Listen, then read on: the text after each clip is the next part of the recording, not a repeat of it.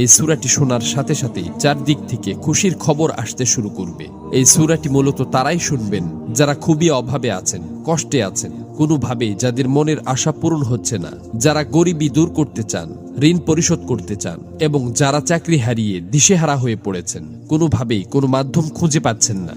আজকের এই গুরুত্বপূর্ণ সূরাটি শুধুমাত্র তাদের জন্যই। কষ্ট করে সূরাটি আপনারা মনোযোগ দিয়ে প্রথম থেকে শেষ পর্যন্ত শুনুন। ইনশাআল্লাহ এই সূরাটি শোনার উসিলায় আপনাদের সকল অভাব অনটন গায়েব থেকে দূর হয়ে যাবে, সকল ঋণ পরিশোধের ব্যবস্থা হয়ে যাবে, মনের সকল অপূর্ণ আশা আকাঙ্ক্ষাগুলো পূরণ হয়ে যাবে। আপনি যা চাইবেন সাথে সাথে তাই কবুল হবে ইনশাআল্লাহ।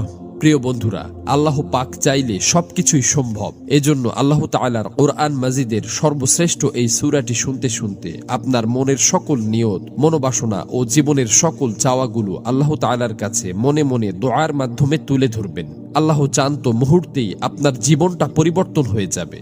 প্রিয় বন্ধুরা, জীবনে তো অনেক প্রচেষ্টাই করেছেন, একবার না হয় কোরআন মাজিদের এই সূরাটির উপর বিশ্বাস রেখে প্রথম থেকে শেষ পর্যন্ত শুনলেন। এই সূরাটি শোনার পর আপনি নিজেই বাধ্য হবেন আমার জন্য দোয়া করতে। এই সূরাটি এখন পর্যন্ত লক্ষ লক্ষ কোটি কোটি মানুষ শুনেছে এবং সকলের ভাগ্য অলৌকিকভাবে পরিবর্তন হয়ে গেছে। আমার কথা বিশ্বাস হচ্ছে না? তাহলে সূরাটি একবার শুনেই দেখুন। এই সূরাটি মূলত কোরআন মাজিদের অন্যতম গুরুত্বপূর্ণ ও পাওয়ারফুল একটি সূরা। সূরাটি এ পর্যন্ত যতজন শুনেছে ততজনের সকল নিয়ত আল্লাহ তাআলা পূরণ করে দিয়েছেন। মনের ইচ্ছা পূরণের জন্য এই সূরাটি সর্বশ্রেষ্ঠ সূরা। আমি শুধু মুখেই বলছি না, সূরাটি শোনার পর আপনারা নিজেরাই প্রমাণ দেখতে পাবেন।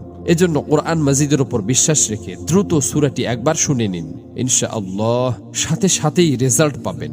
মহান আল্লাহর কাছে দোয়া করি, হে আল্লাহ, যারা যে নিয়তে, যে উদ্দেশ্যে এই সূরাটি সম্পূর্ণ শুনেছে এবং শুনবে, আপনি তাদের জীবনের সকল উদ্দেশ্য এবং মনের সকল আশা আকাঙ্ক্ষা গায়েব থেকে পূরণ করে দিন।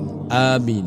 কমেন্ট বক্সে আপনিও আমিন লিখে উন্মুক্ত দোয়ায় শরীক থাকুন, কেননা কে জানে যে কার মুখ থেকে বলা আমিন কখন কবুল হয়ে যায়। তো চলুন সূরাটি শুনে নেওয়া যাক। أعوذ بالله من الشيطان الرجيم بسم الله الرحمن الرحيم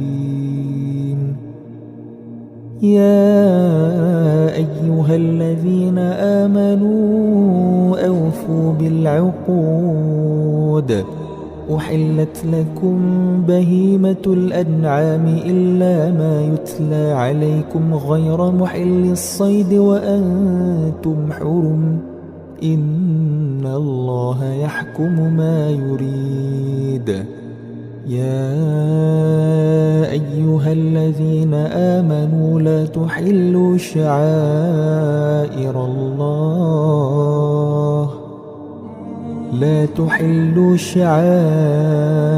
الله ولا الشهر الحرام ولا الهدي ولا